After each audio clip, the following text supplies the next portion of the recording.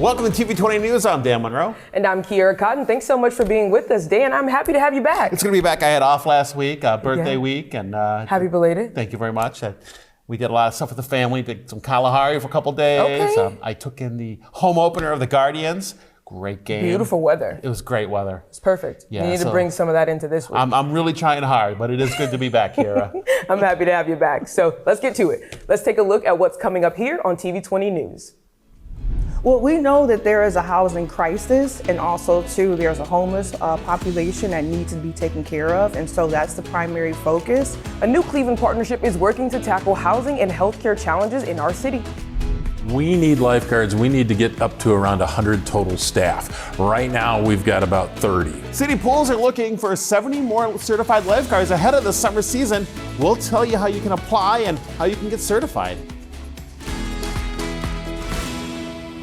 A new Cleveland partnership aims to tackle two major challenges facing our community: access to healthcare and housing for vulnerable residents. Joining me now is Venetia Houston, president of UNI Care Living, to discuss the partnership between Care Alliance Healthcare, which is Grace Haven Living, and UNI Care Living. Yes. Venetia, thank you so much for joining me. Thank you so much for having me, Dan. Before we talk about the partnership, tell me a bit about UNI Care Living. What's the backstory on this, how this all started? Oh my goodness, where to even start?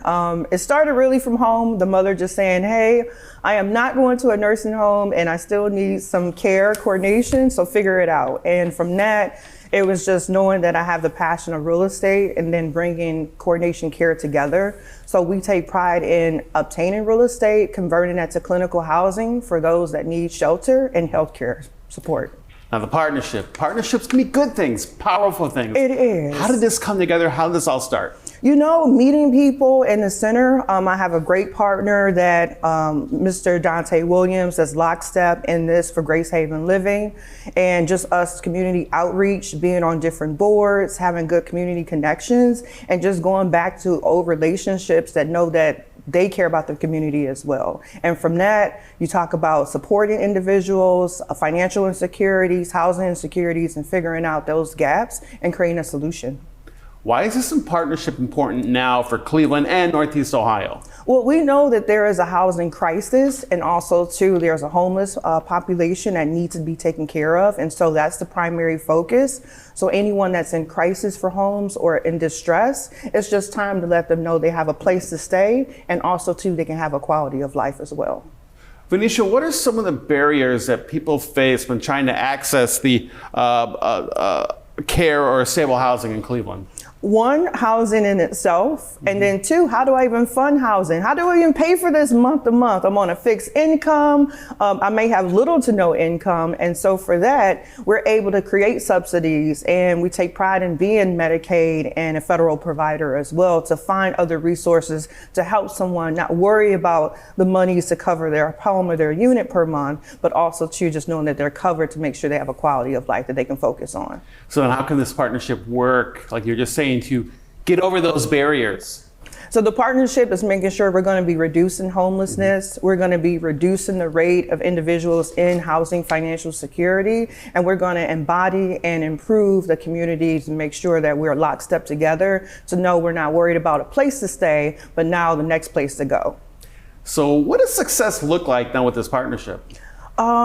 You know what? We want to have over 1,000 houses to make sure that people in the community, from birthing babies to homelessness to veterans to seniors to the ADA community, that anyone that's in a house disadvantage, we are going to be the solution to let you know you have a place to stay, and we have care coordination for you. If there's someone watching at home right now who may know someone in need or may want to help themselves, what should they know? They should know that UNI Care Living is here for them. Grace Haven Living as a partner, along with our fellow partner Care Alliance Center, we are lockstep and we are here for you, not just for housing, but for care coordination. We are here to stay. Is there any kind of contact information or websites people could go to for more information? Absolutely. That's a great question, Dan. You can reach us at unicareliving.com or unicareliving.org, or you can call us at 440-622-2200. Is there anything else people should know about UNI Care Living or this partnership that we didn't really talk about? We just want to let everyone know you have a chance to have a good quality of life with housing and care. And for that, We hope that you hold us in bare arms and that we give you a smile, and therefore you know that you have a place to stay. Venetia Houston, thank you so much, and thank you so much for all Dan. the good work you do in our community. Oh, it was a pleasure so much. This was fun. Happening Saturday, April 11th, the Power of Philanthropy Summit, a gathering dedicated to advancing Black philanthropy, leadership, and community impact. Joining us to talk about it is Terry Eason from the Cleveland Foundation and Belva Denmark-Tibbs from the Black Philanthropy Center. How are you guys today? We're great. Thank you. Thank you both so much for being here to talk about this incredible summit. We have lots to talk about. But first and foremost, can you talk to me a little bit more about the Black Philanthropy Summit at the Cleveland Foundation? Sure. Many may not know, but the summit was actually birthed back in 2010. Okay. It was formerly known as the African American Philanthropy Summit, and we have just rebranded it to become this convening culmination of all the great activity that we've been doing all year long to not only inform and educate, but to engage many partners, philanthropists, to learn about Black philanthropy, and this will be the place that we will all come together. Absolutely incredible. And then Belva, talk to me about how you're involved in all of this. Well, I've been a member of the Black Philanthropy Center for many, many years, but I am excited about this because it was at a conference a few years ago, 2016, that I started our own donor advice fund. My daughter and I were attending it. She was so excited about what she was hearing. She decided right then and there that we needed to start a foundation, and through the Black Philanthropy Center, we were able to do that and make impact in Cleveland. Incredible. And you talk about that experience that you had in 2016 that prompted your daughter to join on the spot, which is absolutely incredible. But here, 10 years later, what can people expect from the summit? Today, they're going to be welcomed with a whole new vision of what philanthropy can look like. So when you come in, first of all, there will be a lot of wonderful, joyful music about how you can get excited about giving back. You know, as the good word says, the Lord loves a cheerful giver. Yes. When you walk in, you'll not only see our venue, which will be at the Lander Haven, reimagined as if you're walking into a museum. You will be encouraged to not only think about how you can support a lot of our historical organizations to give back, but you'll also be brought into a variety of different sessions. So there's one group which we're calling the Village of Philanthropy, where many of our Black-led organizations will be present, and you will be able to not only learn about their mission, but how you can contribute to their fund. This will be from many of our churches to our large nonprofit institutions and our Divine Nine, which we're very excited about because in August, we were able to successfully establish a fund with all of our local Divine Nine fraternities and sororities. Also, we'll have a session where we'll get an opportunity for members to learn how to actually activate. So there'll be different discussions, consider it speed dating, as well as TED Talk innovation during an actual communication where Belva will be one of our featured panelists. Absolutely incredible. And then at that particular point, you know, many people want to bust a move. They want to do something phenomenal, but they don't know how. Yeah. What we're planning to do is to give them tools so they can have a systematic approach to philanthropy and giving. Everyone can be a philanthropist. And we're going to show them the runway on how to do it. Yeah. You mentioned that everyone can be a philanthropist. Talk to me about the person who's at home right now saying, Belva, how? How is that possible? Belva, Terry, you're going to show me the way, but how? Do I need $1 million? What do I need to show up with? You really don't need $1 million, but you do need to have a vision. You have to decide that you're going to do it. Terry and her staff will give you a variety of different ways to start your own donor advised fund. Some people just gather together. Somebody said we're greater together. And they will form their own, 10, 20 people will get together and they'll form their own fund. There are so many ways to do this. It doesn't, whether you get $50 or $50,000, you can still be a philanthropist. Make a difference. Make a difference. Absolutely incredible. I guess talk to me as we round out this conversation. Where can people buy tickets and learn more about the summit? Absolutely. Go to our website where we have the opportunity for you to join. And I will also mention that it is not only an in-person experience, but members can also join virtually. Okay. And so when you join, you actually purchase a ticket, you can actually choose what programs you would like to participate in, and in doing so, they would also be able to experience the beginning. I have to say there's going to be such great announcements. We're going to be starting with Warren Anderson as our featured morning speaker. We're going to evolve into a solution segment in the afternoon where we're going to talk about what does it mean to be a philanthropist in place-based philanthropy.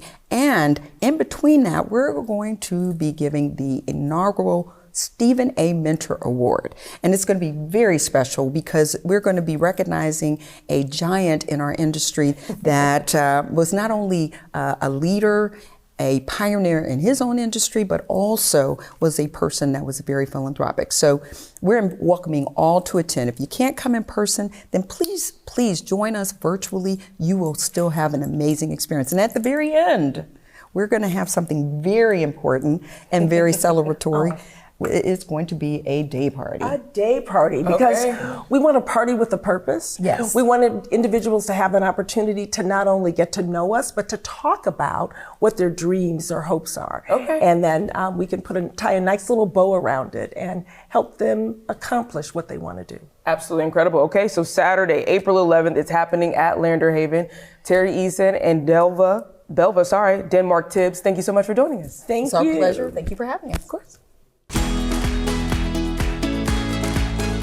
Hey Cleveland, let's catch you up on what happened at the latest City Council meeting on April 6th. Council authorized the city to enter into an agreement giving Amtrak the right to use its rail passenger station near the Shoreway for the next 2 years. Amtrak must also make ADA compliant improvements.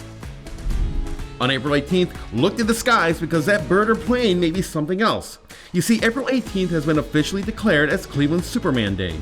Superman first appeared in Action Comics #1 on April 18, 1938, and it was created by Glendale High School students Jerry Siegel and Joel Schuster.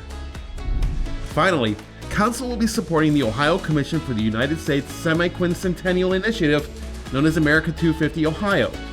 Council will support their mission to educate, preserve, innovate, and celebrate every Ohioan in every county. Through a variety of programs, projects, and events, America 250 Ohio hopes to inspire future leaders and celebrate Ohioans' contributions to the nation. Visit america250-ohio.org for more information. That's your Cleveland City Council wrap for this week. Stay tuned to TV20 for more updates on how council decisions shape our city.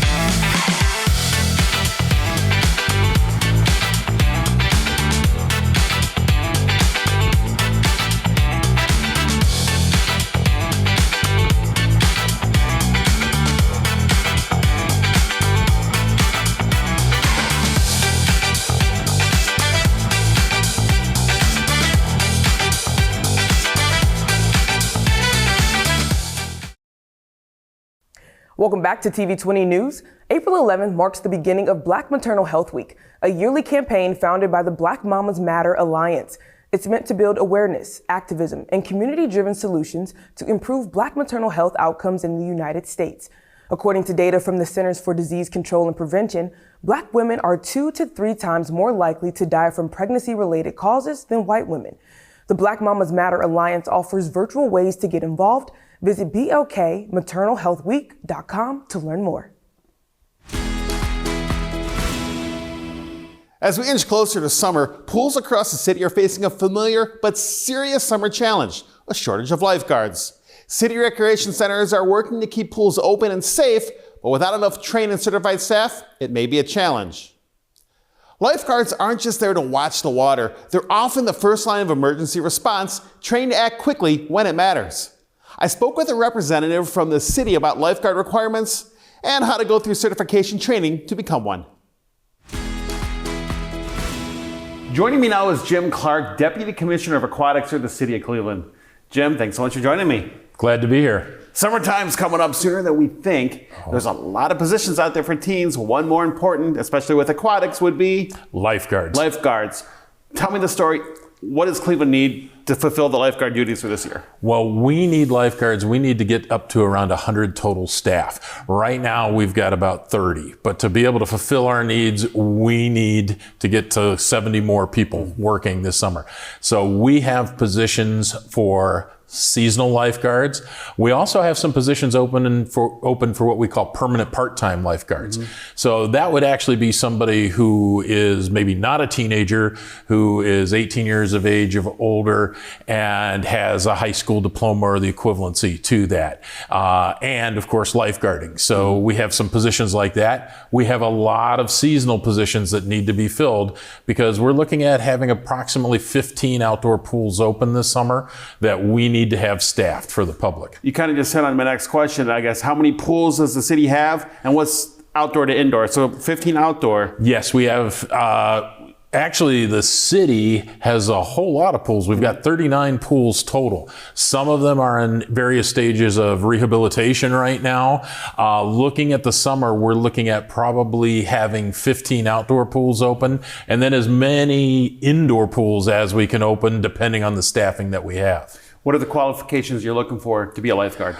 A lifeguard has to be 15 years of age by the last day of the class. We are an American Red Cross facility, so we're an authorized provider for American Red Cross lessons. So if we have a class and you're going to be 15 by the end of that class and you can meet all the qualifications that go on in the class, then you're eligible to take the class. You need to be able to swim. That's an important thing as far as lifeguarding, and there are some prerequisite skills as far as prerequisite skills from swimming, and what those skills tell us if you're safe or not enough to take the class, and if you're going to be able to move through the class and keep it going in a timely basis for us. What are some of the benefits for the teenagers who do become lifeguards for the city? Well, you know, I think one of the biggest benefits for teenagers to become lifeguard is you get into the work world. It's like all of a sudden, you know, you've been in a world with school, you've been in the world with your families and maybe extracurriculars, but now you're learning how to be that employee, how to work for the rest of your life. And that's the things that we're telling you. Well, hopefully you get to retire someday, maybe not your whole rest of your life. But we like to transition. So we're looking at taking that young person who's had school where maybe people are saying, hey, get this done, get this done. There's not as much of that when you get into the work world. You know, you're going to be clocking in on time, clocking out when you're going to. Your other employees depend on you. Lifeguarding is a team. So if you're sitting up in the hot sun and it's time for your break and the other lifeguard hasn't shown up to work that day or has shown up late and you're missing that break, you're probably going to hear about it from your employees. So it's really transitioning you to that work life. I tend to say lifeguarding is one of those jobs that leads to bigger and greater things. And I got to think that being a lifeguard, it's more important than just sitting up in that hot seat and blowing a whistle. There's more to it. You know, everybody, well, not everybody, but often people think that that's it. All I have to do is sit in a chair. And there is more to it. The most important thing a lifeguard does is surveillance, is scanning. And it's not just scanning the bodies. You're scanning the top, the bottom, every portion of that water, because you're looking for someone who could be an active drowning victim. And an active drowning victim is somebody who can very quickly transition to a passive. So an active drowning victim can't call out for help. You need to be trained to understand what that looks like. And then you need to be aware that you've got about a few seconds to make a decision. So within 30 seconds, you should be to that person, making that rescue and getting that person out of the water so they're not getting any water in their lungs and those kind of things. So, being alert and, time is of the essence when these things happen. So Jim, for those who are certified, how can they apply? Well, if they are certified, what they can do is they can go online to the City of Cleveland's website, and we have NeoGov on there. They can go in and apply for jobs. Those lifeguard jobs are posted right now, and they can put in the applications and start the process. And for those who need the training to become certified, where can they go? Okay, if they need the training, what they can do is they can go to Civic Rec, and when they go to Civic Rec, they go in and look at that, and that will drive them to some lifeguard classes. And we even have a prerequisite skills class going on. So starting in the middle of April, if you're not quite confident with your skills, we can set you up in a prerequisite skills class, give you around 15 hours or so of coaching to help you get ready for those prerequisite skills, and then drive you into a class. All right, great stuff. Jim, thank you so much for joining me. I appreciate it. The City of Cleveland has announced the launch of its Financial Empowerment Blueprint. The city says it's a plan to help residents achieve greater financial stability, reduce housing cost burdens, and build long-term economic security. Through interviews with more than 130 Cleveland residents and collaborations with local nonprofits, the city says the blueprint responds to economic challenges facing households across all 15 wards. The blueprint will be released as an interactive, web-first, and neighborhood-based outreach to connect residents to services. You can learn more on the City of Cleveland's website, clevelandohio.gov. One of the many shows we produce here at TV20 Cleveland is the Food for Thought, hosted by none other than Dan Monroe. Dan, talk to me about this show. Yeah, Kiara, I've been hosting it for about a year and a half, and we do a show over at the Greater Cleveland Food Bank's Community Resource Center. They have an amazing kitchen in there where they train how to cook. Okay. And one of their team members every month will come in and cook an easy-to-make meal with me.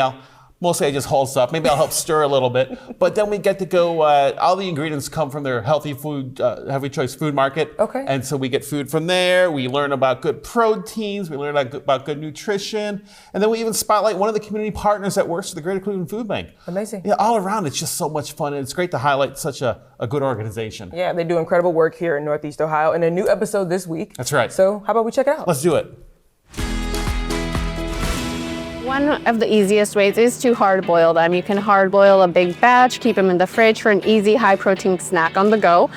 You can also crack them and cook them into any type of egg that you want. Dump the eggs in here and start whisking, Yeah, dump the eggs in, put in the cheese and the milk, and then mix it all up. Our direct service program operates out of this portion of our space. It's called our SE for K-Free store.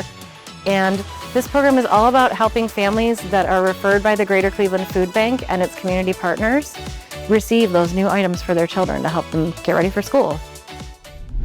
I get to go outside, I get to network and communicate all of the best and the brightest that our scholars have to offer, and how families can be most engaged with helping their scholars succeed. Next on TV20 News, we talk to the Cleveland Metropolitan School District about upcoming events that aim to foster family and community engagement.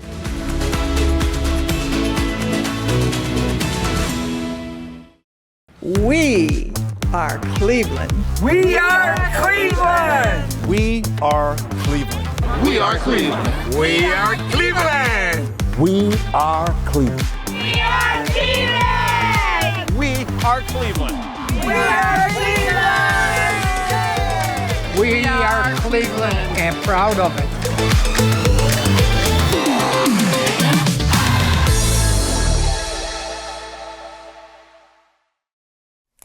Getting families and students more comfortable, excited, and engaged. That's just one of the goals of the Family and Community Engagement team at the Cleveland Metropolitan School District. And they have a lot of ways to do that. I learned about upcoming events and programs that they have planned. Joining me now is Anthony Brown, the Program Manager for Family and Community Engagement with the Cleveland Metropolitan School District.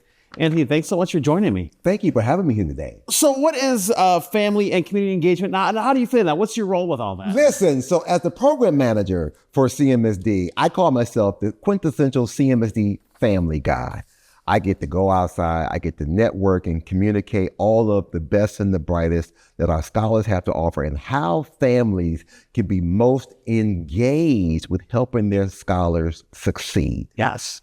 Well, now I know with that, you have this family empowerment sessions. Talk about that. And what's this family engagement on demand? How does that work together? Oh my gosh. So let me tell you about this. So this is exciting. So this is an opportunity to meet families where they are. So we're providing online resources and training opportunities to help families with testing strategies, with anxiety, with how to deal with absences or tardies, just be able to provide family with some resources. So if it's not myself, it's someone else from our team, or we collaborate with other organizations across the country, where we bring in these professionals or these practitioners to help families where they are. So they can zoom in, 4 or 5 o'clock in the evening, sometimes 6 in the evening. We do it both in English and in Spanish to help families navigate this space. And if they miss the session, they can always watch it on demand. Okay. They can catch it whenever they want to. From the comfort of their own home. Comfort from their own home. They can do it. They can zoom in, or they can check it out live in person, wherever they are, at work, at home, while they're at the grocery store, while they're listening and driving, and driving. And then if need be, if they miss a part of it, they can always come back and watch it later. I like that. At no cost? At no cost to the parent. And again, this is open to not just our CMSD families. As long as you log into our website and you put in an account, you can listen from anywhere. Anybody can sign up. Coming up soon, you got some really cool topics. How to engage with your child's school on a busy schedule. Yes. So important for me as a father of kids in school. Helping your child manage anxiety, stress, and anger. I wish I would have known about this 10 years ago. Now listen, so it's funny because I actually with a school recently and helping the students understand how to express their feelings and their emotions. But sometimes even as parents, we get frustrated. We deal with a lot on a day-to-day basis. And how do we turn that around so we don't take it out on our child and be able to make sure we're supporting them in a healthy environment, but helping our students understand that we do get angry. We do feel sad. We do feel confused or are anxious at times. And how do we take those moments to take a breath, to breathe, to blow it away? And then help them process that. So if we can make sure we understand those strategies as a parent, then we can now then transfer those skills to our scholar. Now, who's leading these sessions? Do you have a panel of experts? How does that all work? So definitely. So we do have a panel of experts. So we work with a company called Successful Innovations, who kind of help us create this platform. So whether we're doing it locally ourselves, we have some organizations who have been working with us. We work with College Now, Say Yes, the Cleveland Public Library. Locally, we have some mental health specialists right here in our community who help us navigate the sessions. And then as well, we have partners throughout the country who will also zoom in and provide these skills. All practitioners who have worked in this family engagement space. So talk about why sessions like these are so important for families, for guardians, for anyone to watch these and take them all in. Listen, because everybody needs help. We don't all have the answer, and we all have different skill sets. And I always tell families, you are your child's first teacher. And we don't expect you to know everything, but we do want to make sure we are equipping you with the right skills and resources, or at least how to navigate to know who to call when you need the help. Okay. Now, if people want more information, how can they sign up? Do they have to register, or how does this all work? How do they get involved with this? Easy. So if you go to our website at clevelandmetroschools.org and you go to our family and community engagement tab and you just get started, you just create an account. Is just that simple. It doesn't cost you anything. So whether you're an educator, you're a community advocate, you're the parent, anybody can create a free account and they can get started. Again, not only can you watch these live sessions, we already have some pre-recorded sessions that you can go back and watch, whether you are helping your scholar with college career readiness. If you're working with your scholar with, my child is an athlete and I need to help support with that. I'm looking for transitions from middle school to high school. So we have sessions built on that. We may even have 5-minute little strategies. Some of these may be 45-minute sessions, 30-minute sessions. We also got some quick little vignettes. Okay. Quick 5-minute sessions. Yeah, the quick hits. Yeah. How to deal with my child with some study skills at the dining room table, or how to have that conversation with my scholar, at dinner. Anthony, these things are great, so informative. Thank you so much for joining me. I'm going to look on these right now. Please do. Okay. We did it. We did it. Another episode in the books, Kiara. Thanks for joining me back. I missed you last week. You so did a it was- fantastic job. I Thank saw you. it. Thanks for holding on the fort. You were just great. Of course, I can't hold down the fort by myself though, so don't. Well, that's great. We got that teamwork going. You know, we're a good partnership. Bang. Love it. Hey, follow us on TV20 and Facebook and on Instagram. You can also catch us streaming on YouTube. Thanks so much for being with us. We'll see you next time.